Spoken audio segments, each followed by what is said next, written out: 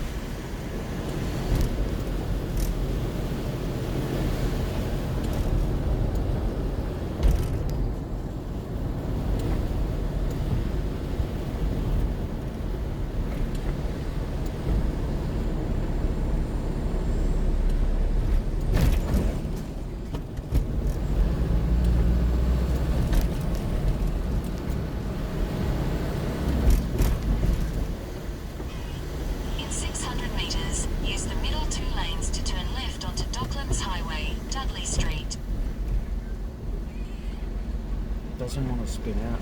This thing doesn't really. It's got a bit of balls, but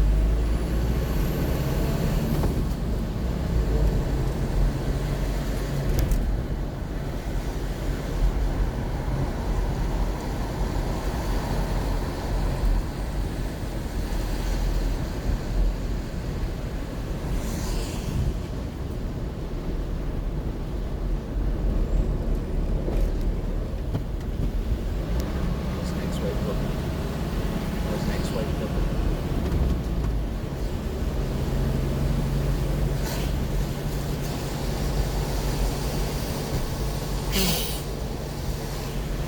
Use the middle two lanes to turn left onto Docklands Highway, Dudley Street. He did more than offsiders did. He does more than. In 300 metres, use the right two lanes to turn slightly right onto Docklands Highway, Warrenjerry Way.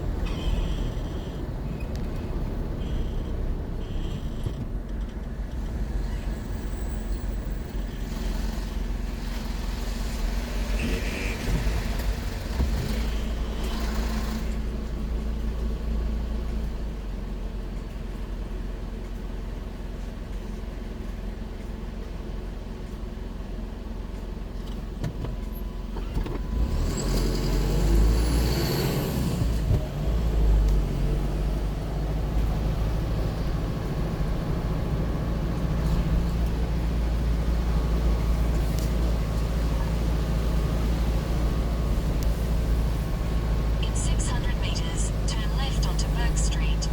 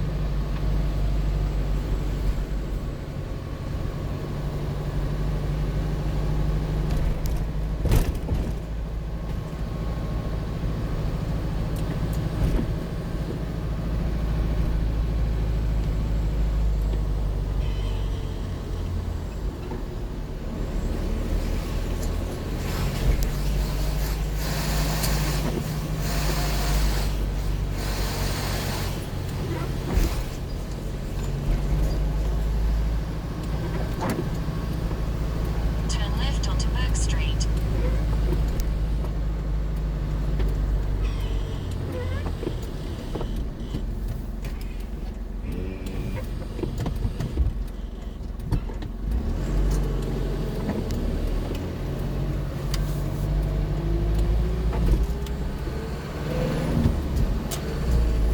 In 300 metres, use the right two lanes to turn right onto Docklands Highway, Warrenjerry Way.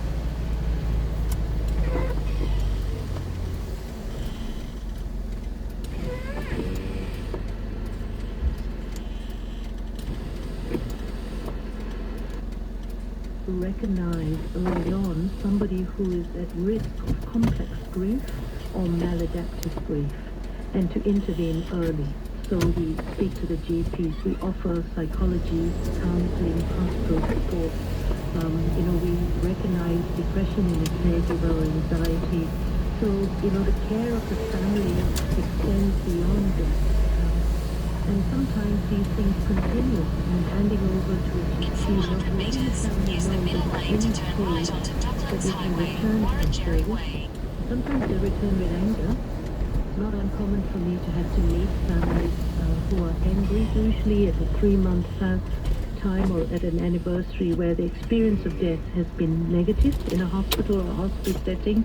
But anger is an emotion that's not well accepted normally in our culture. You see, when you go to hospitals, anger will not be tolerated. They have posters up. Yes, but what they don't, sometimes it's important to understand that much anger is misdirected.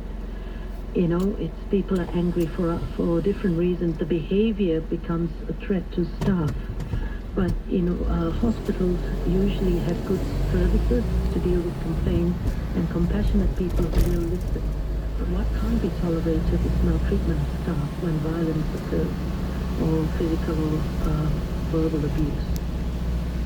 Well, I want to ask one final question of each of you. We've had a look at death and dying for those who pass and those who are left behind, both now and in the Use the middle lane to turn generations right and onto millennia Docklands gone Highway, past. So let's look Warren-Jerry towards Way. the future, though. What will death be like for our grandchildren and for their grandchildren? What should it be like? What could it be like? First of all, to you, Dr. Caitlin Marr. Well, I guess as an historian, one of the reasons I am interested in this area of death is to try and throw light on the way that we In think 400 of metres, and manage turn left onto the dying and M1 road to suffering southeast now. suburbs. And to point out that it is culturally and historically contingent, which means that it can change. And I think in order to think properly about how dying might be managed in the future, we need to have a really good grasp of how we think about it now.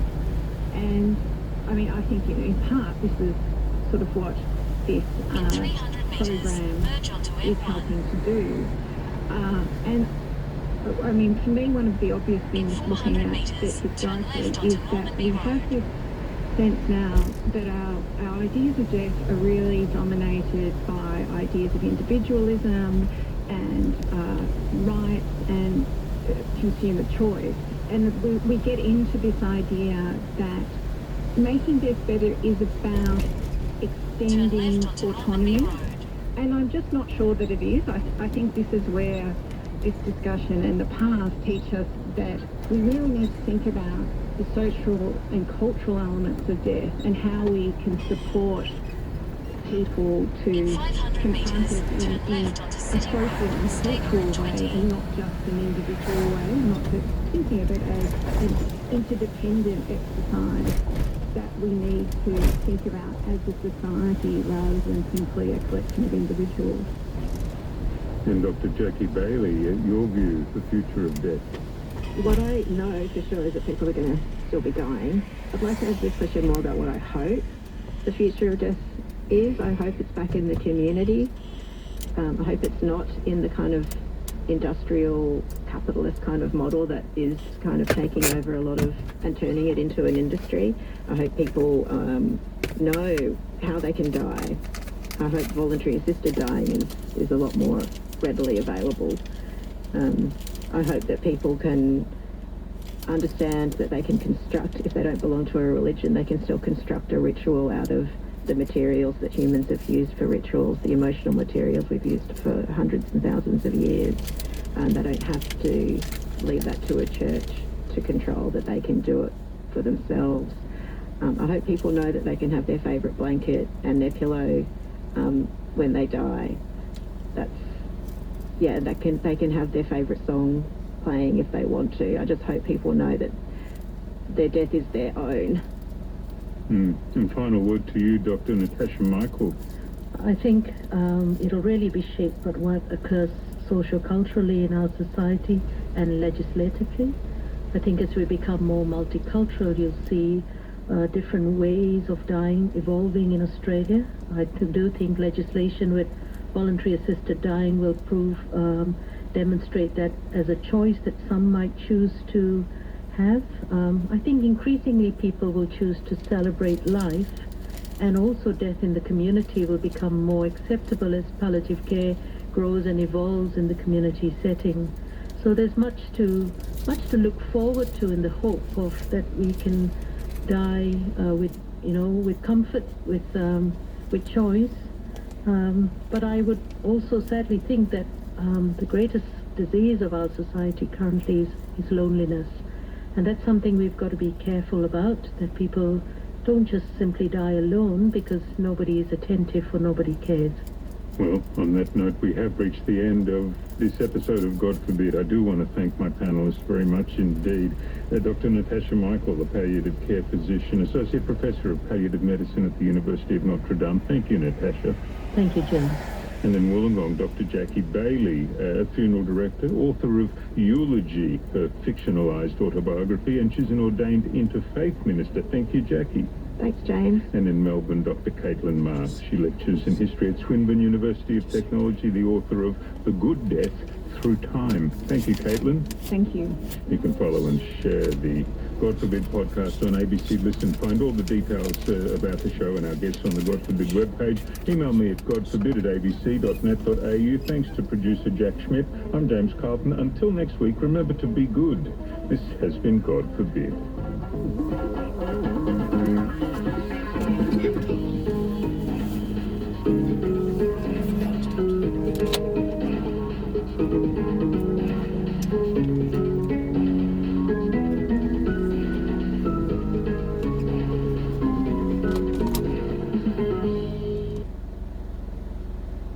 Stuck in a rut?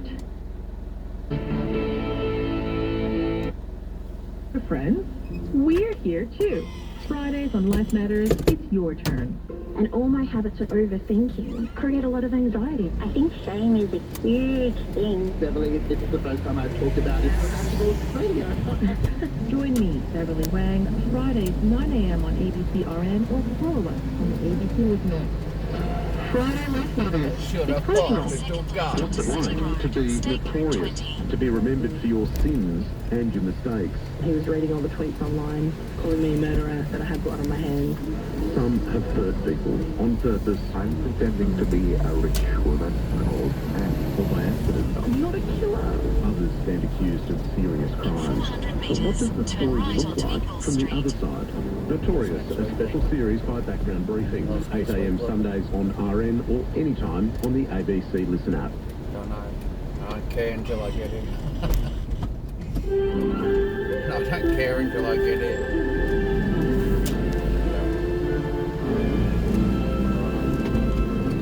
ABC News with Andrew Kaloupas. Russia's embassy has described the arrest of 2 suspected spies in Brisbane as intended to launch another wave of anti-Russian paranoia in Australia.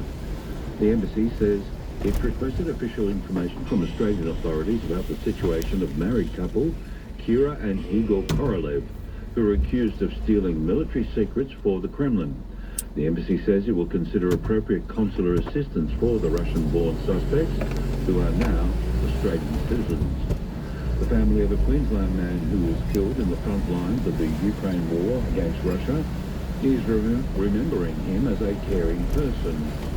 Patricia Tiano with more. 24-year-old man Brock Greenwood died during an exchange with Russian forces on July 6th.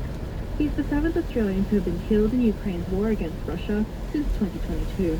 His mother, Cassandra Parker, says he traveled overseas in April 2023 without telling his family, as he wanted to make a difference and help. She says she's heartbroken, but knows he would be proud of himself for his efforts. It's understood he had no prior military training, but became an infantry team leader for the Ukrainian International Foreign Legion. DFAD is now providing his family consular assistance to help bring his remains home.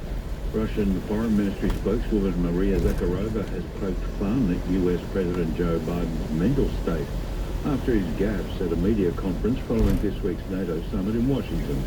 Here's Tim Wharton. Maria Zakharova joked that Joe Biden was a pro-Russian candidate being controlled by the Kremlin after the US president accidentally introduced Ukraine's leader, Volodymyr Zelensky, as President Putin before correcting himself. Video of the gaffe featured prominently on Russian news bulletins, where state TV commentators have long depicted the 81-year-old as a senile old man who risked stumbling into World War III. He also mixed up the names of his Republican rival Donald Trump with that of his vice president, Kamala Harris. Russian commentators say the slip-ups by Mr. Biden show further proof of his declining mental abilities.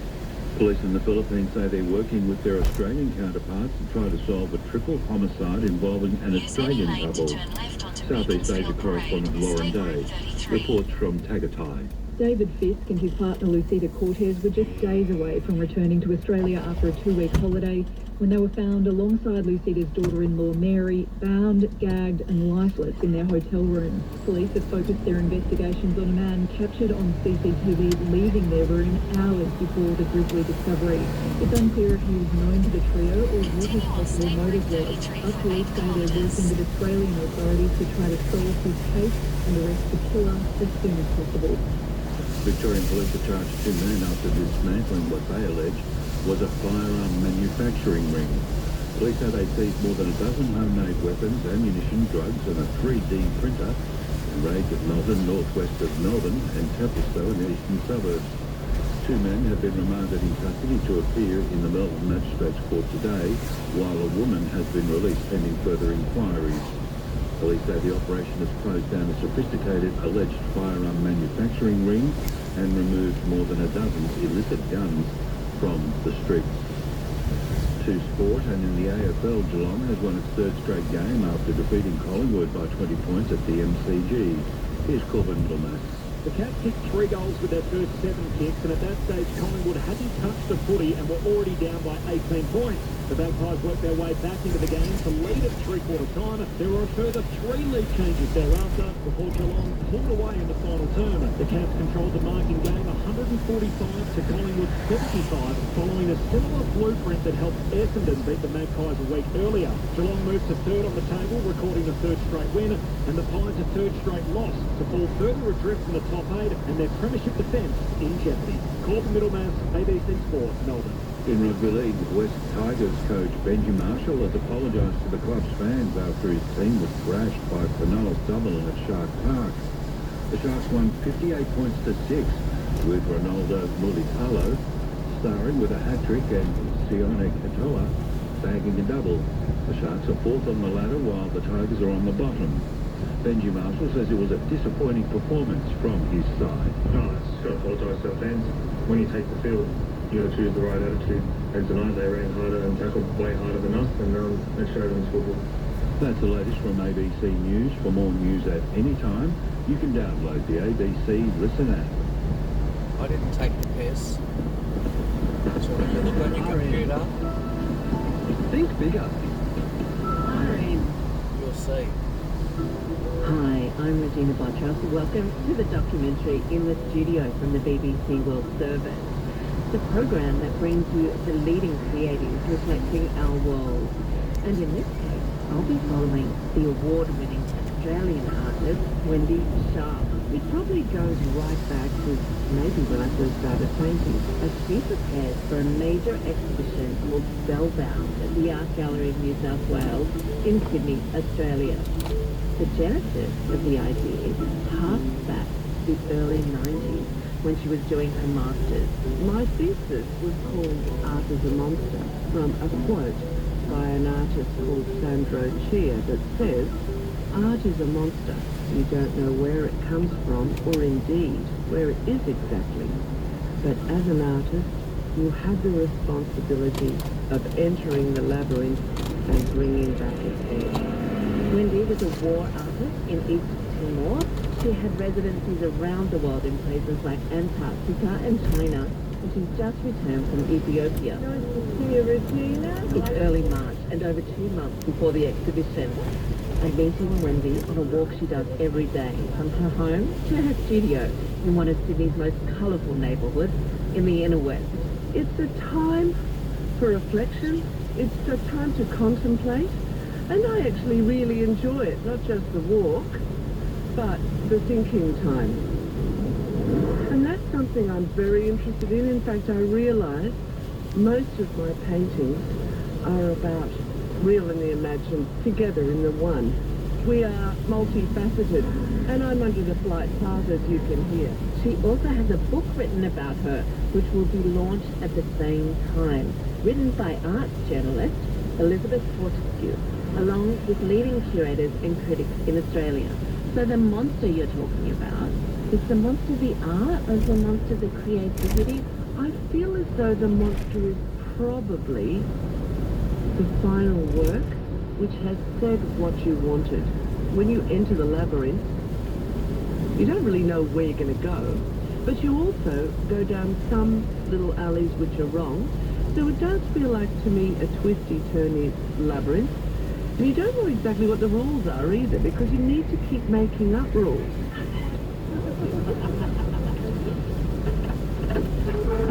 Yeah, so here we are in the studio. It is a factory. It has a corrugated iron roof down the length of it, and it's a big rectangular space. Chandeliers. There are carpets all over the floor, mostly found on the street. In the centre of the room is a big long table which is covered in a lot of drawing things. And there are paintings hung on the walls, and pretty much everything on the walls, and there's a lot, are all going to be in this exhibition.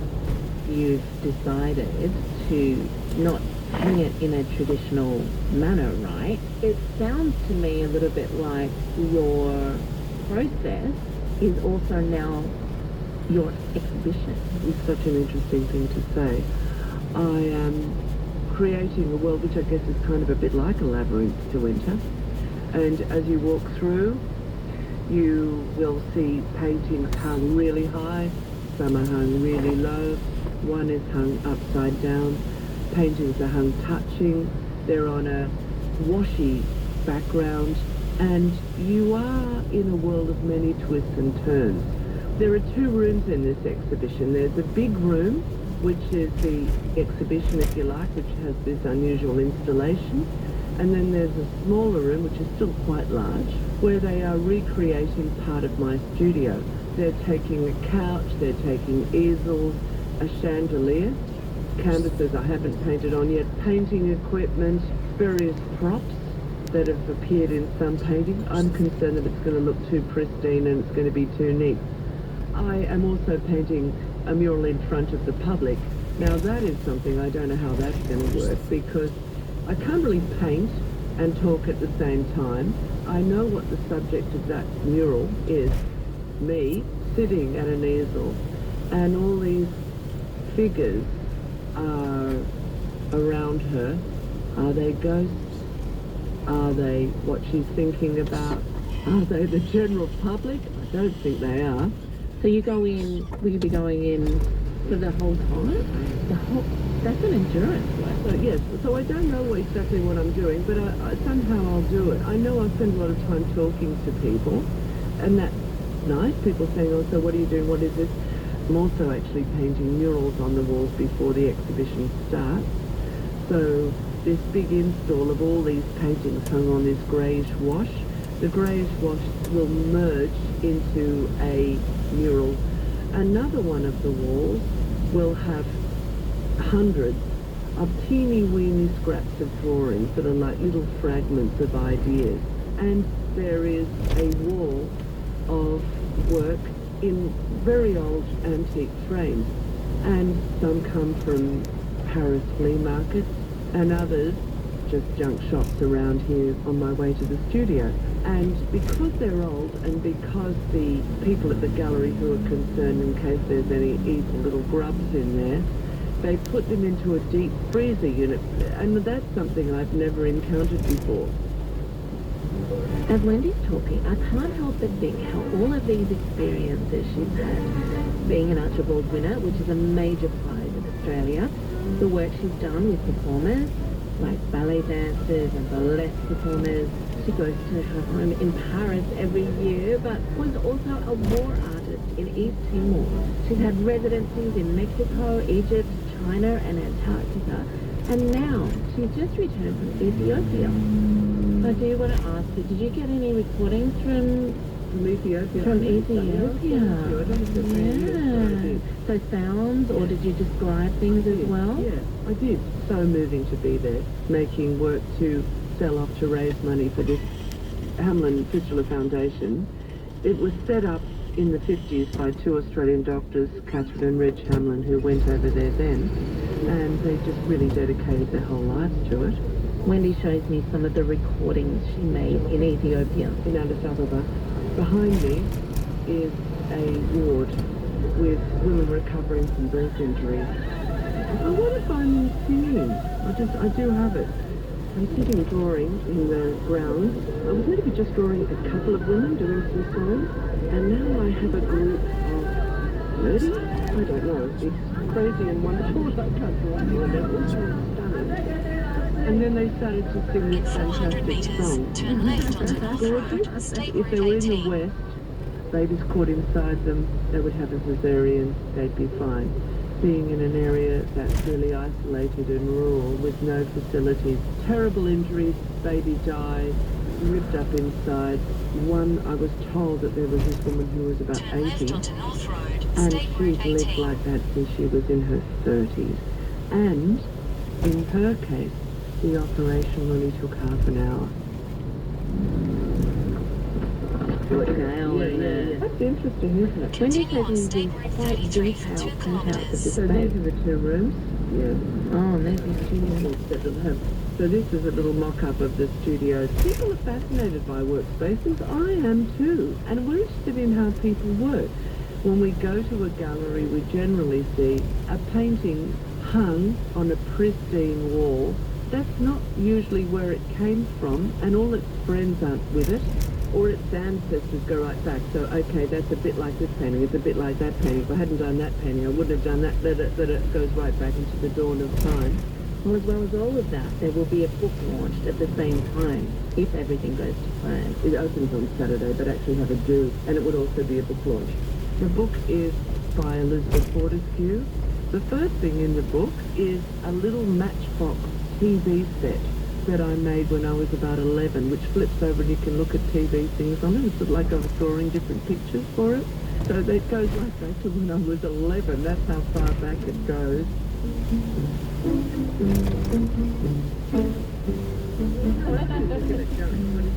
Well, it's mid-April, and in fact, in this massive warehouse come studio, it's just over 6 weeks until the launch. And it was perfect. On my way to the studio last week, I discovered in an old shopping trolley that I saw an incredible red velvet curtain. I like the idea that something might be behind it, a bit, You mean something secret, you know? My name is Natalie Wilson, and I'm a curator at the Art Gallery of New South Wales.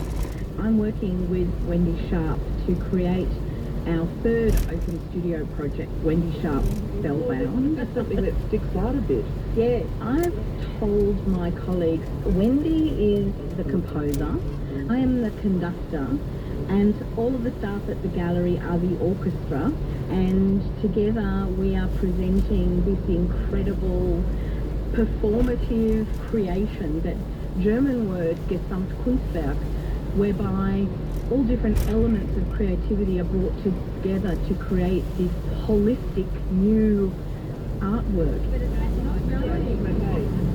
So what's happening today? We're going to be discussing what is in the display cases. So over here, they're like laid out on the Yeah. floor, and the potential way they're going to be painted. Yeah. And what I'm looking at, they're a flat piece of cardboard with a printed woman, say, wearing a toga standing around, and some writing in French.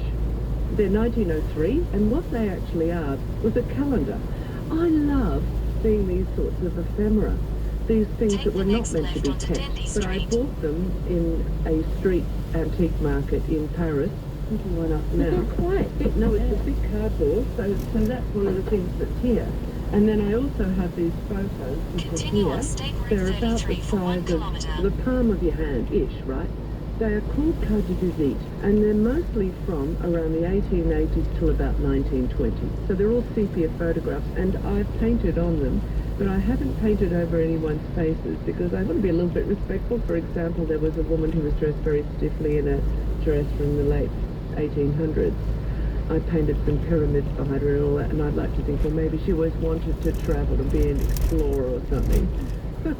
Now, printout that we've got here, That's so good having the 3D thing. well, it just gives you a sense of the space. Totally. And speaking of really, really small work, In 400 metres, that keep wall left to which has continue got towards all of South the Road, State framed Road little 14. work, creating that beautiful texture with the roll-on wallpaper.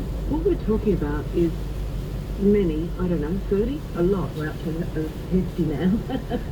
And they're hung in a scatter. But because they're very small, you don't want a label next to each little thing on a black background. So what we're going to do is called a shadow diagram, which is a line drawing of where all the pieces are, so that you can look at number one. That's in the top left is this. There's one, for example, that's a Mexican hand souvenir thing in metal, and inside is a little working gouache.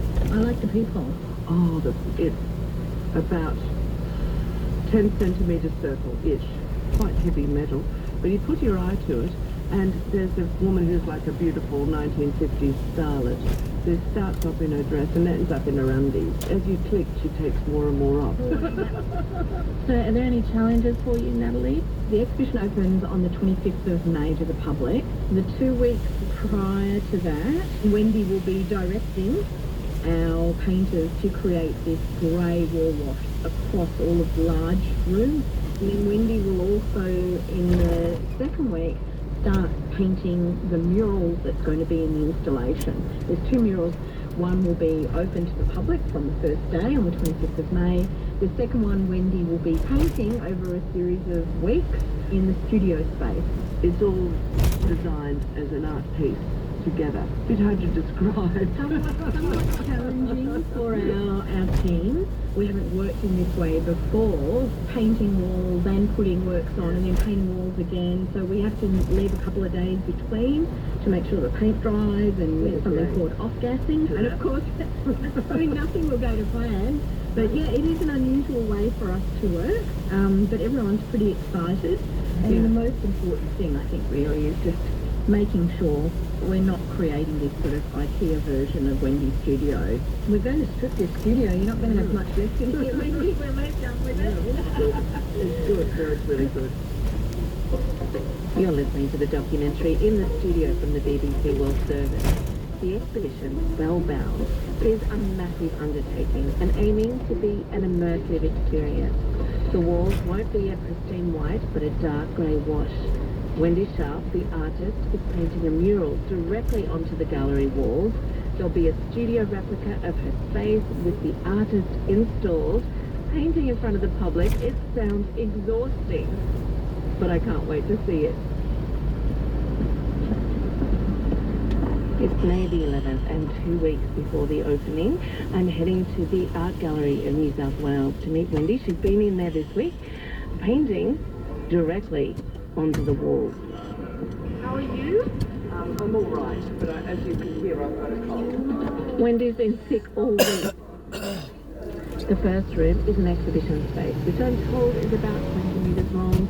It's a dark cave-like colour. No actual artwork on the walls yet, but there are taped outlines and a few photocopies of some very large paintings. There are ladders and it's quite a mess of objects. The room is huge. I can't help but wonder how many works will fill the space. Great. What I'm doing right now is I'm working on the large mural component, which is in the exhibition room, where all the paintings slowly morph into a mural. There are large faces, there is text, there is fake wallpaper, there's washes, there's what looks like pieces of actual paper glued on, but is an illusion. I want it to look like it's a piece of a torn poster, like from an old movie or from something, and a bit scary, and black and white. I've used masking tape to make a rough edge, and I've ripped the masking tape so that it's a zigzaggy, crinkly edge. This is always really exciting. It's like the reward for doing it. There's a sharpness and a roughness to it. Oh, that looks good. There's a woman walking down the road, there's a tree in the background, she's holding a torch, all in black and white. There are 2 faces that I've painted right next to it, which are way bigger than I am, like 2.5 meters or something each. They're enormous. Is this the first week you've been in here? So yeah, this is the 5th day. So I was here on Monday and it's Friday now. When I arrived, all the walls of this room were painted a creamy, yellowy, custardy colour. And then we mixed up a wash of a dark grey, and I showed them how I wanted it done. Putting a rag up to your elbows, and then while the rag is dripping with that, swishing and swashing it across the wall so that you get very obvious marks on the wall, and you get a scumbly, rough texture. It's really, really messy. What is it about your work you are painting onto the wall? There's like no edge to your art? If this was an exhibition in a commercial gallery and I'm trying to sell the work, there's no way I would do this. There's a lot of paintings. People also asking how many paintings are in the show, and it's not relevant because, I mean, if it was a normal exhibition, this would take up another 2 or 3 galleries. But this is designed as a really kind of an immersive installation. I want to ask about this corner. So from the hanging work into the mural, in the corner on the way through, you've got some taped images? Yes, there'll be physical paintings hung on the wall. Part of the mural goes a bit behind them, and then it all becomes mural. And one of the paintings is hung over part of the mural. They've printed one of my paintings, life-size. It's a painting of a naked woman, and she looks like she's directing these imaginary reddish shapes with images on them that are floating around her. These red imaginary blobs spin around her, and then they spin off the oil painting onto the wall behind. And I needed to know where she was. And also, this is expanding a work that you've done, and what is it like to have something that you contained in an artwork and then think, you would probably never have thought this would expand so widely? That's so true, and it's also what happens next. When I painted that, I wasn't really thinking, what's to the left of it, what's above it, what's below? If we went into that painting and we walked a bit in one direction or the other, what would we see? So I'm looking at one of a printout where there are 3 women who are the 3 fates, spinning the thread of life, measuring it and cutting it off. But in the background is some flaming buildings, a little section like it's been ripped out of something, and then at the top right-hand corner is a suburban street with a house at night. Now I'm just thinking, walking beyond the frame, if we walked into that little scene and we walked around the corner into what I've hinted at as a dark alley, what's down there? Talking to you, what it actually made me think is I've just painted this picture of a woman walking down a road at night holding a torch. Maybe she's related to that, and that's what comes next. Are you in here next week to do the next room? I am, yes. So what becomes apparent to me as we're talking is this pressure of a deadline. This has to get finished in time. It won't be quite as manic, I guess. It's absolutely a deadline because this week they want all this painting bit that I'm doing now finished. When I'm painting for an exhibition, I try and leave plenty of time so that I can have time to mull over. You ain't got mulling time. In fact, as I'm talking to you, I'm seeing that something needs a bit of adjustment. The clump of trees is too much like an octopus, but I've just made that a bit less even. So will you get it done? Oh, look, I don't know.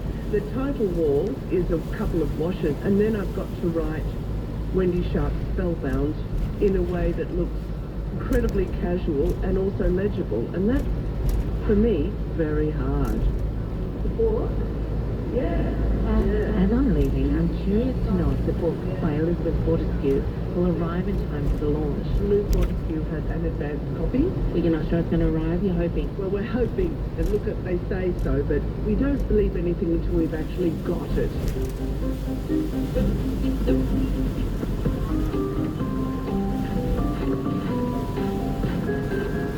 I'm walking through the Botanical Gardens towards the Art Gallery of New South Wales for the launch of Wendy's exhibition. The Art Gallery sits on the edge of the harbour, around the coast from the Opera House, in an old sandstone building which dates back to 1880. Luckily, even though the book isn't exactly here right at this very moment, we were able to get a box rush here. Only by chance, nearly missed it. My name's Elizabeth Fortescue. I'm an Australian journalist based in Sydney in Australia, and I've just written a new book about Wendy Sharp. I think it was all about this moment in time for Wendy. She's more than loved for her work. I think she's very much loved for what she does in the community as well, raising funds for great causes like refugees and things like that. I think the book celebrates that. It also just celebrates her magnificent output of work since the days of art school right through to today. It's got 5 beautiful essays by contributors who are highly recognised in their field in Australia, curators, critics, authors. We're very fortunate that they all agreed to come on board and write so beautifully about Wendy.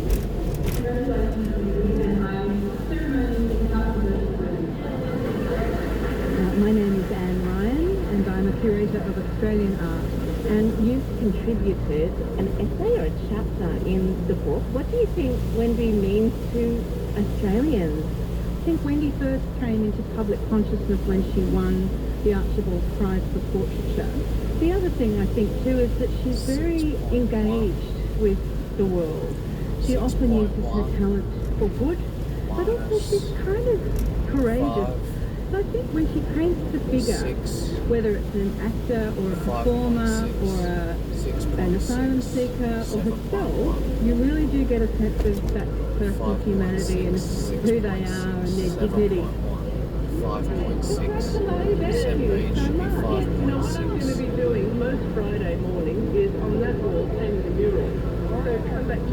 I can't help but think of all of these experiences that Wendy's had. If there might be a tiny idea that goes back maybe to her monster thesis or the dawn of time she was talking about earlier. I'm trying to see if there's a particular painting, but I can tell you that when I was in my mid-20s, I painted a picture of myself walking down the road where I was living in Darlinghurst in inner Sydney, surrounded by all these kind of crazy characters.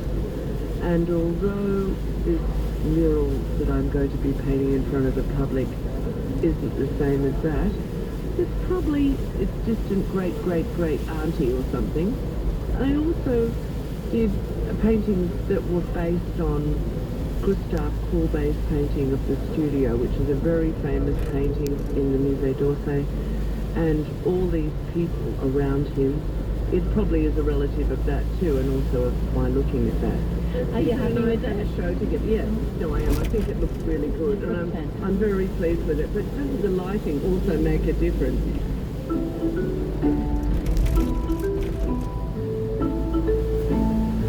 Well, it's the 21st of June, and I'm back at the gallery to see Wendy's painting the mural in front of the public.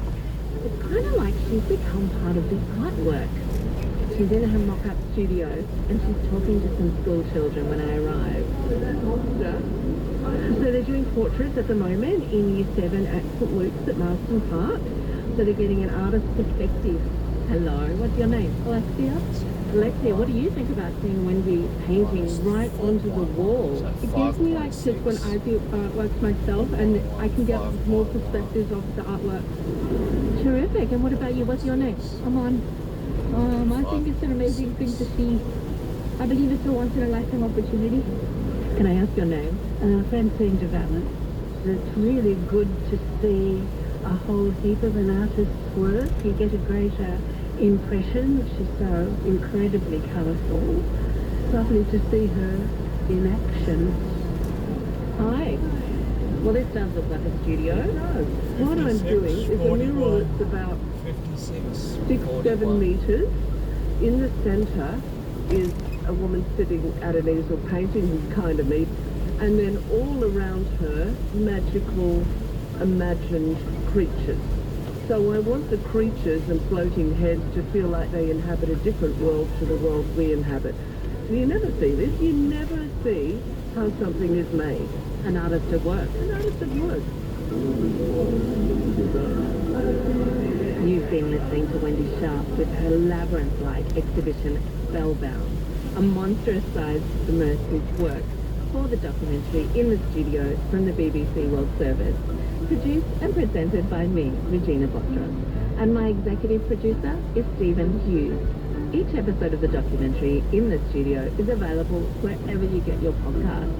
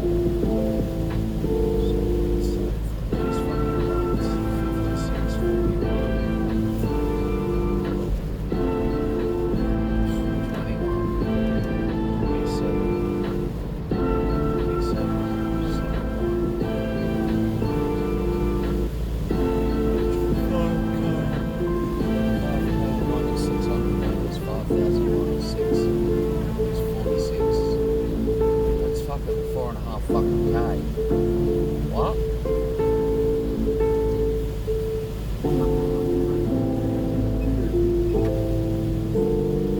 What's with this cunt?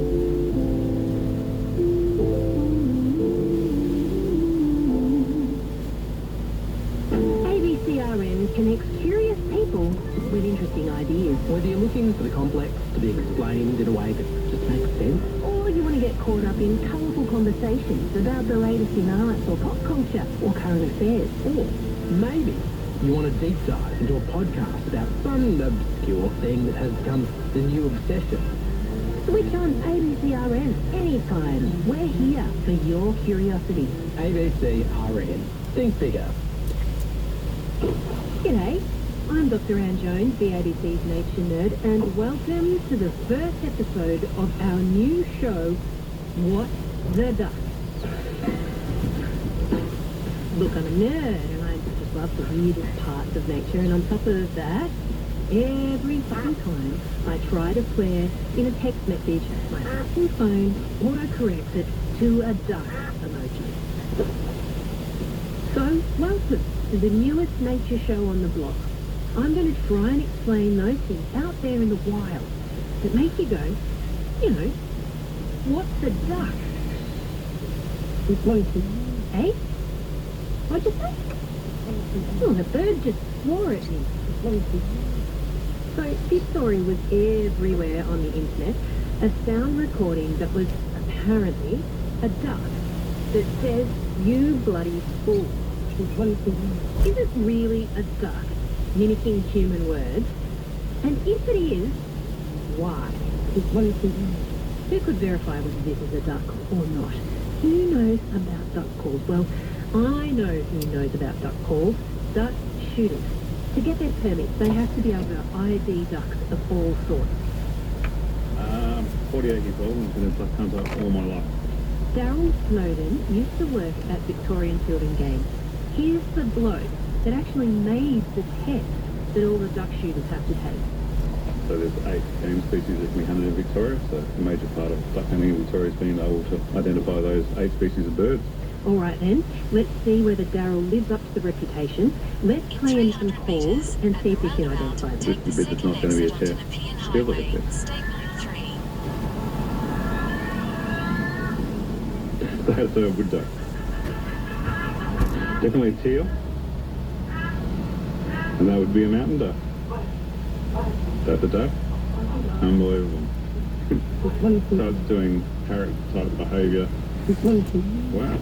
Certainly never heard anything even remotely like it. Yeah, neither have we, Daryl. So strap yourself in to the What the Duck submarine, because we're going on a deep dive into swearing duck territory. His name was Ripper. This is Ripper giving this incredible sound in the full whistle kick posture with no kicking. Now 9:50 on the 26th of July 1987 at Tiboombilla, and we've just recorded mimicry in the musk. And that voice is Dr. Peter Fulligar, one-time employee of the CSIRO and wildlife sound recorder since 1952. And I'm being kept by Kate Barrington for the That's a black swan just taking off. Without his recording, Ripper's voice would be lost to this.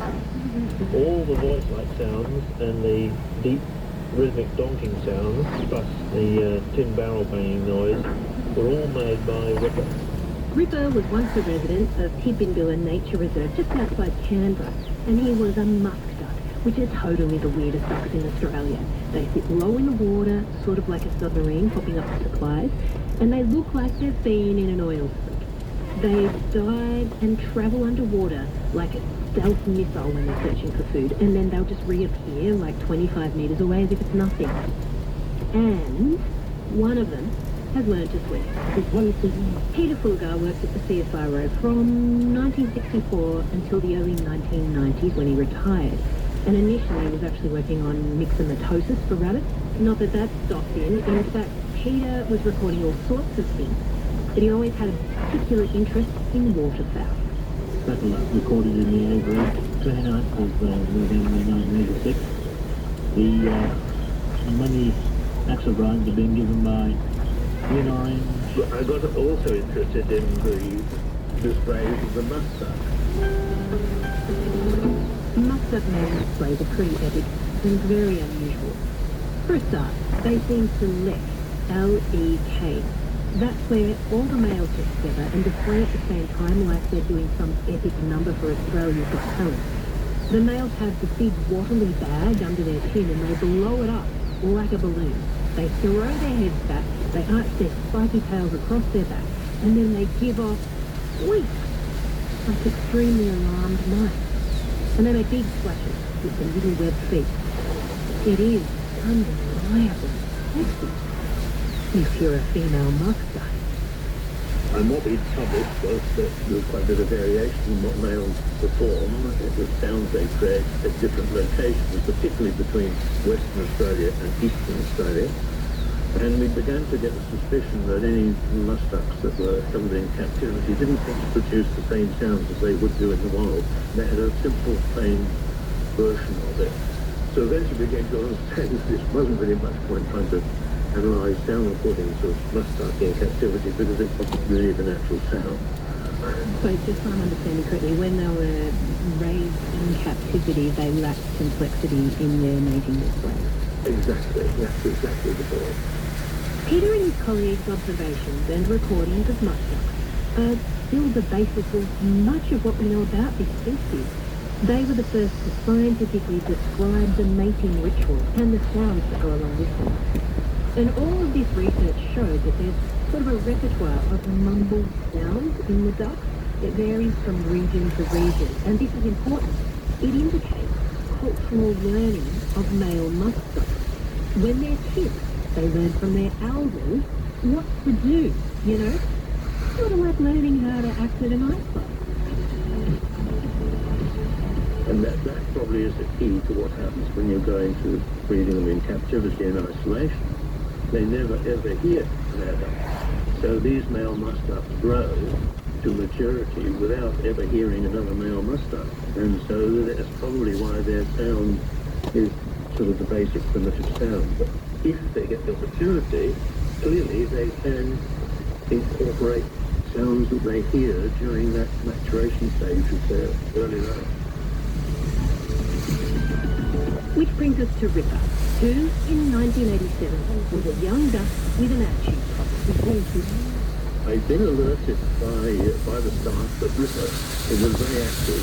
He was in a small pen and he was rushing around and very aggressive. I realized he was making some very low amplitude sounds. I could hear him under his breath to make some sounds. So I decided to put pretty high sensitivity microphone very close to the edge of the pen that he was in. And he would rush around inside this pen. As soon as he saw somebody, he would come up to the edge of the pen and perform. And through the earphones, I could hear just voice. I could hear this this is extraordinary. And then he would tear off onto the water and splash around and making this doink noise, which was sort of the mimicry of it all. Yeah, so it was just an amazing recording.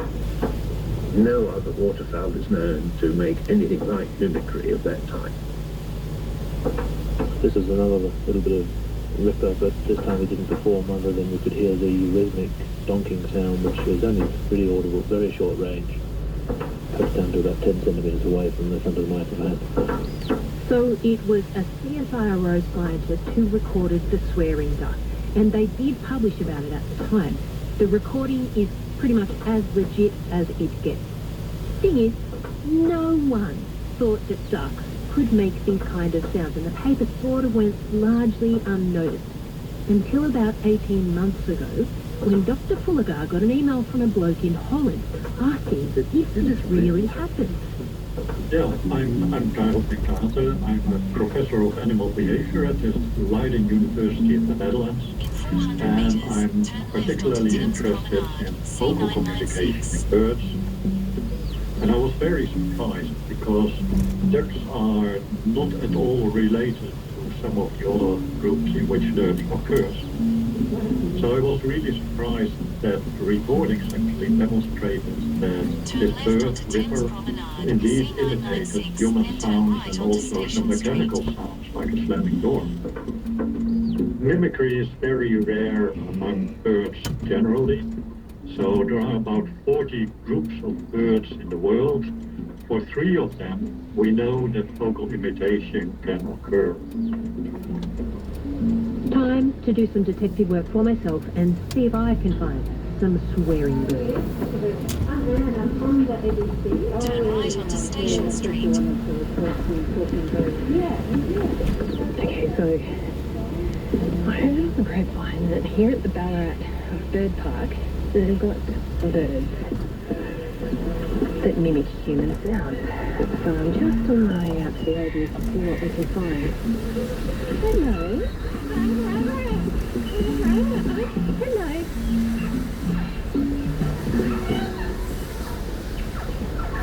Hello.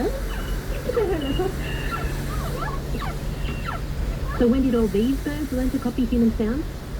Vicky Austin is with the University of Western Sydney and is about to hand in a PhD all about lyrebird mimicry. It depends on the species of bird as to when the learning process starts and ends. And it also depends on whether they're called an open-ended learner or a closed-ended learner. If it's a closed-ended learner, what will happen is a young bird will learn all the vocalizations it's going to learn up until a point, and it's usually before sexual maturity. So we'd say normally in the first year of life. And then after that, they may spend time perfecting what they sing, but they don't really acquire any new vocalizations. By contrast, an open-ended learner has the ability to keep on learning throughout their life, so they can acquire new vocalizations. And generally speaking, it is assumed that a lot of vocal notes are open-ended learners. Hello.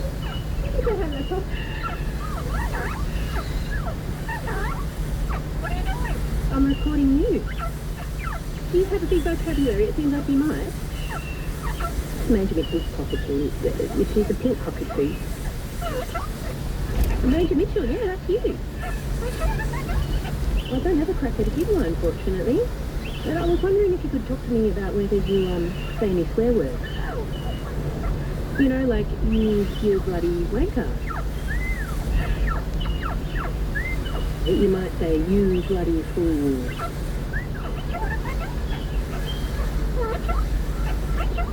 Why is it that birds mimic? I mean, what sort of message are you trying to get across when you pretend to be someone else? I think it depends on a number of things. Usually, we assume to do with sexual selection. So this idea that male birds are trying to attract female mates, and by mimicking other sounds, you have the potential to make your song sound impressive. Those sounds might be more complicated or just unique, and that might be a way of attracting females. And it could be a way of competing with other males. So if you can produce a vocalization that is unique, perhaps that is going to win a female over another male that doesn't have that vocalization. Hello, beautiful. Meanwhile, back at the bird park, Lisa Sperger, one of the owners, is in the aviary. She's the bird's favourite. She's a bit of a whisperer, and they all want to speak with her. And of course, I'm distracted, looking at all the other birds and saying hello to every single one. G'day. Hello. Oh, hi. How are you? And did you hear that, child? Yeah, that's not a child. That's a bird called Leela, an Amazon parrot. Hello, Lila. Lila's so nice. Leela was raised by humans and learned to mimic several of their repeated phrases about whether the kids were outside. Let me play it again because it's incredible.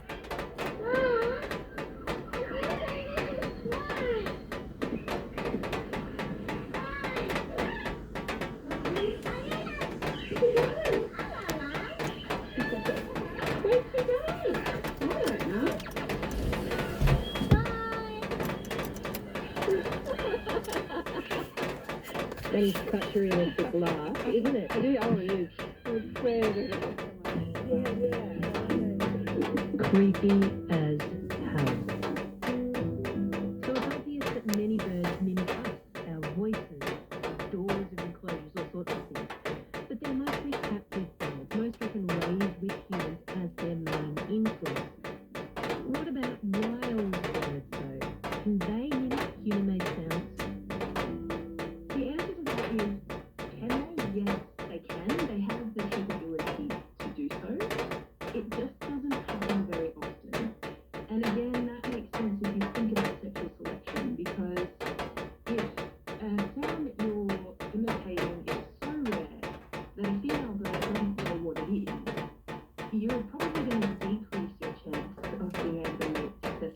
theatre. And so it's less about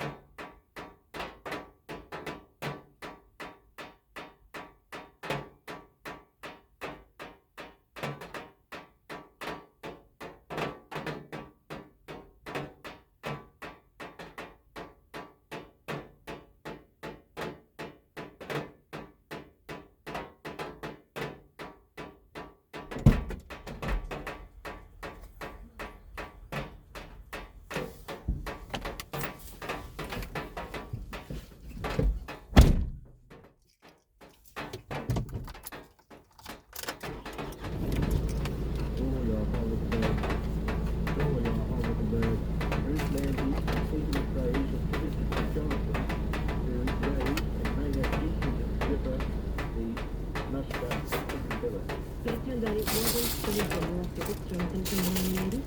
After the recent publication,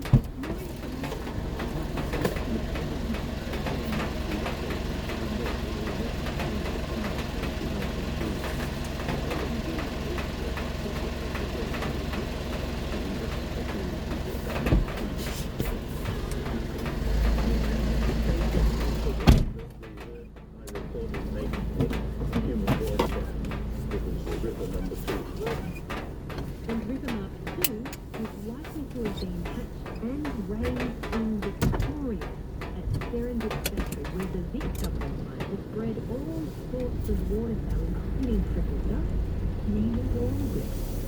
And given the much-up reputation for being aggressive in captivity, it's not too far a stretch to imagine that someone called River Mark II a bloody fool every time they entered the pit. That's right. I think that is extremely likely, and they are notoriously difficult to keep, except in isolation. And most people haven't got the sort of to put aside just for mustache. You know? They just end up swearing at you. They're very ungrateful. Yes, yes. That's true. Jokes aside though, it's sort of sad. River Mark II didn't know the song he was meant to sing because he was deprived of older male role models. And we mess around with the transmission of cultural information from bird to bird when we hold them in captivity. So, while saying hello, Cocky, and hearing a reply is a source of joy for most of us, underneath that there's a sad story. That by wiping clean the cultural transmission of a bird's own song or sound and replacing it with mimicked human sounds, we're potentially robbing these birds of their, well, one of the things that makes them what they are. And just when you thought I couldn't get any more serious, listen to this.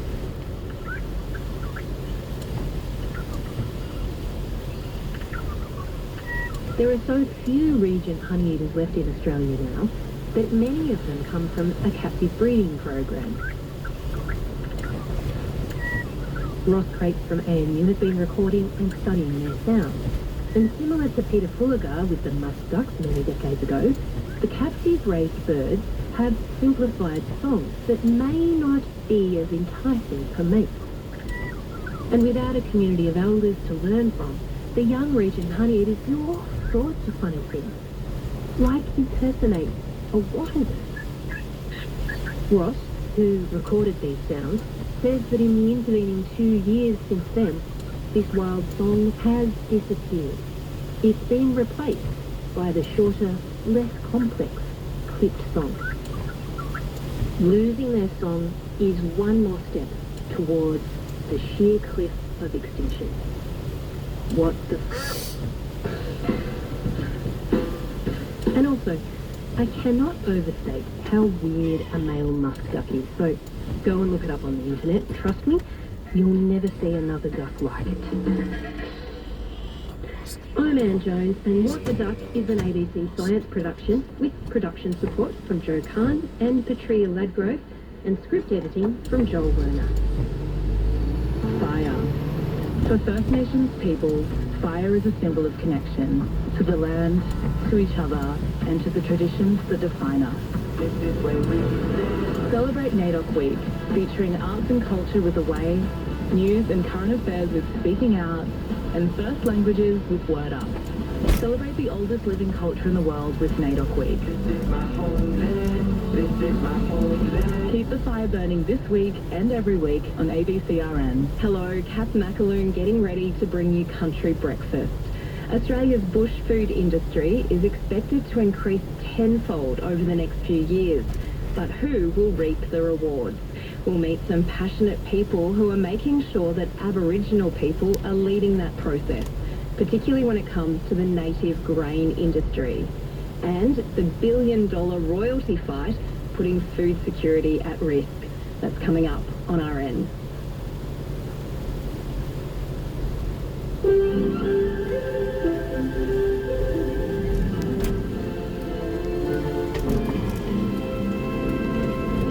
ABC News, good morning. I'm Mike Lorrigan. Controversial union boss John Setka has quit the CFMEU after spending over a decade as state secretary. Costa Haratos reports. Mr. Setka has been a union official for close to 4 decades and served as secretary for the past 12 years. In a statement, the union says his decision to quit, effective immediately, follows multiple allegations in the media. He says it's been an honour and a privilege to serve the Construction, Forestry and Maritime Employees Union.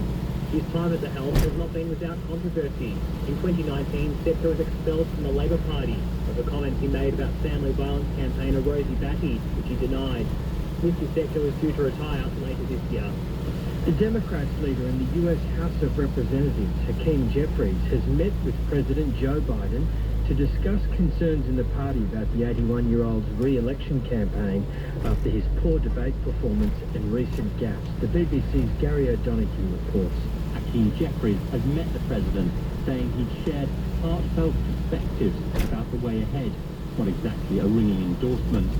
One representative who is staying loyal, sort of, is Jim Clyburn, South Carolina congressman whose support for Joe Biden was crucial in